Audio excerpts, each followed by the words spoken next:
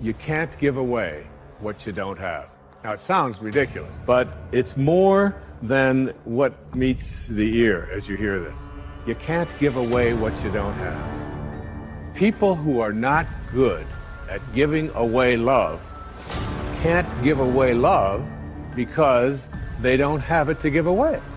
If I want to give you a dozen oranges, I can't give you those dozen oranges unless I go out and pick up 12 oranges someplace. Otherwise, all it is just empty rhetoric. And the same thing is true of virtually everything in your life. You can't give away love for others if you don't have love in here to give away.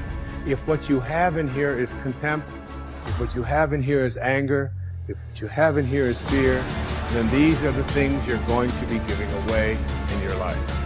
Don't allow your emotions to control you. If you don't discipline and contain your emotions, they will use you. Your mind goes on automatic. Weeds don't have to have any encouragement to grow. You don't have to water them. They don't have to get sunshine. They don't have to have fertile ground. They will grow through the cracks of a sidewalk.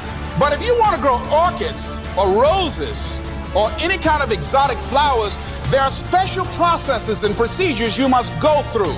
You don't have to force yourself or motivate yourself to think negatively, to be depressed, to hate somebody, to want revenge, to want to get back at somebody, to beat yourself up over the head, to feel loaded with guilt. You don't have to make any effort to do that. You've got to be willing to harness your will. Your mind is on automatic. It will do that by itself. You've got to find ways to increase your sense of self-appreciation, because if you don't, you're bombarded with negative stuff every day that beats you down, and you will find yourself unconsciously engaged in self-destructive behavior. If you don't program yourself, life will program you. You've got to get grounded. You've got to train your mind to serve you. Just make up your mind. This is not going to control you. You have got to make a declaration. This is what you stand for. You're standing up for your dreams. You're standing up for peace of mind. You're standing up for health. You want it, and you're going to go all out to have it. It's not going to be easy. When you want to change, it's not easy. If it were in fact easy, everybody would do it.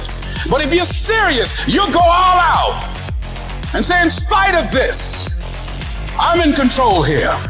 I'm going to turn this situation around. I'm not going to sit back and moan and cry over what happened and what went wrong and who did what. I'm going to do something about this situation. Many years ago, I read a book by Terry Cole Whitaker. It was a classic. What you think of me is none of my business. Think of the amount of time that is wasted on negative energy wondering what other people think of you.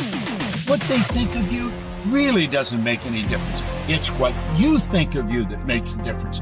So as you go through the day, don't worry about what other people think of you.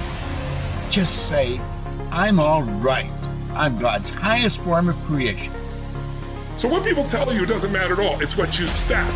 It's what you assemble. It's what you create. It's the habit of what you put in your head. And today I don't blame you, because we got a whole culture that's always blaming somebody else for something in their life.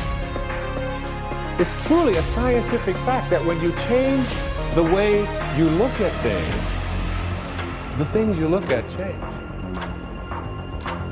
And now you take this tiny little subatomic particle, and you take it and you put it in a particle accelerator, and you rev up the speed of these things and collide them at 250,000 miles per hour. You collide them, you open up the particle accelerator looking for your source, and guess what's in there? Nothing. No thing. That the dot that began you originated from a field of energy that has no boundaries, no beginnings, no ends. It's infinite. It's an infinite potential. And the question that I have for you is, if you can get this, that you didn't begin with that particle, because particles themselves do not create more particles. St. Paul put it this way in the New Testament: that which is seen hath not come from that which doth appear. They talked a little strange in those days, all right? What that means is that everything that we see in the material world doesn't originate in the material world. It's the spirit that gives life. The flesh counts for nothing.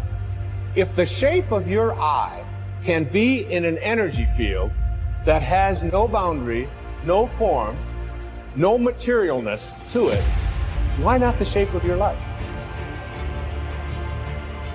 You have got to change the way you think.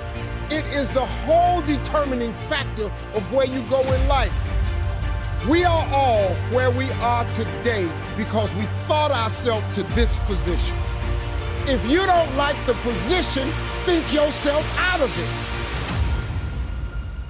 Your brain is divided into two halves, positive and negative, good and evil. It don't function on nothing else. Ain't no neutral ground in your brain.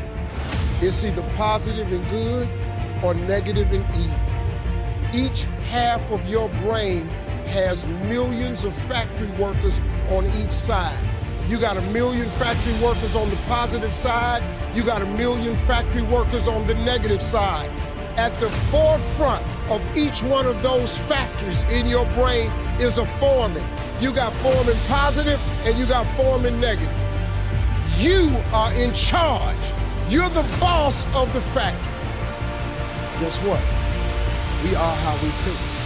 So now, since your brain is in two halves, let me show you how this works. You wake up in the morning and you say, man, I don't feel myself today. I got up on the wrong side of the bed. I'm not a morning person. Foreman negative hears that. He steps to the front. He said, what did you say?